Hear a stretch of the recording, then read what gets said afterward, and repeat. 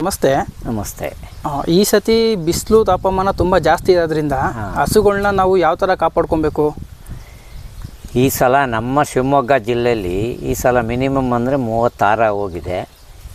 ಇವತ್ತಿನ ದಿನಕ್ಕೆ ಹೆಚ್ಚು ಕಮ್ಮಿ 38 ತನಕ ಓಡ್ತಾ ಇದೆ. ಹಾಗಾಗಿ ನಾವು ಹಸುಗಳಿಗೆ ಆ ಬಿಸಿಲಿಂದ ಒಂದು ಸ್ವಲ್ಪ ರಕ್ಷಣೆ ಮಾಡುವಂಥ ಕ್ರಮಗಳನ್ನು ತಗೋಬೇಕು. ಏನು ಅಂತಂದರೆ, ನಾವು ದಿನನಿತ್ಯ ಮೇಯಕ್ಕೆ ಏನಾದ್ರೂ ಆಚೆ ಬಿಡ್ತಾಯಿದ್ರೆ ನೀವು 11-11:30 ಒಳಗಡೆ ಅದನ್ನು ಮೇಯಿಸ್ಬಿಟ್ಟು ಮನೆ ಒಳಗೆ ಕಟ್ಟಬೇಕು. ಆಮೇಲೆ ಆಕಸ್ಮಿಕ ನೀವೇನಾದ್ರೂ ಹೊರಗಡೆ ಹಗಲೊತ್ತು 12 ಗಂಟೆ 11 ಗಂಟೆ ಮೇಲೆ ಬಿಟ್ಟು ಮೇಯಿಸೋ ಅಂಥವ್ರು ಆ ರೀತಿ ಮಾಡಬೇಡ್ರಿ.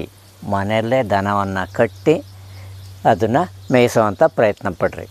ಈ ಉಷ್ಣತೆ ಜಾಸ್ತಿ ಇರೋದ್ರಿಂದ ನಾವು ಹಸುಗಳ್ನ ಬರೀ ಅಡ್ಡಾಡ್ಸೋದು ಮಾತ್ರ ಹೇಳಿದೆ. ಆದರೆ ಹಸುಗಳ ಮೇಲೆ ಆಗುವಂಥ ಪ್ರಭಾವ ಏನು ಅಂತಂದರೆ ಅದ್ರ ದೇಹದಲ್ಲೂ ಸಹ ಉಷ್ಣತೆ ಜಾಸ್ತಿ ಆಗುತ್ತೆ. ಹಂಗಾಗಿ ಅವುಗಳಿಗೆ ನೀರನ್ನು ನೀವು 1-2 ಸಲ ಕೊಡುವಂಥ ಪ್ರಯತ್ನವನ್ನು ಮಾಡಿರಿ. ಕುಡಿದ್ರೆ ಅವು ಭಾಳ ಒಳ್ಳೆಯದು.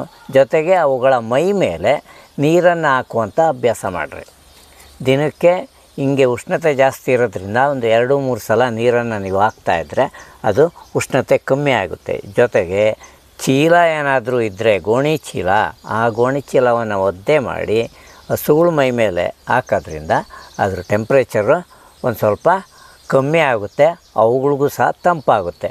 ಹಾಗಾಗಿ ಯಾವ ರೀತಿಯ ತೊಂದರೆನೂ ಹಸುಗಳಿಗೆ ಆಗೋದಿಲ್ಲ.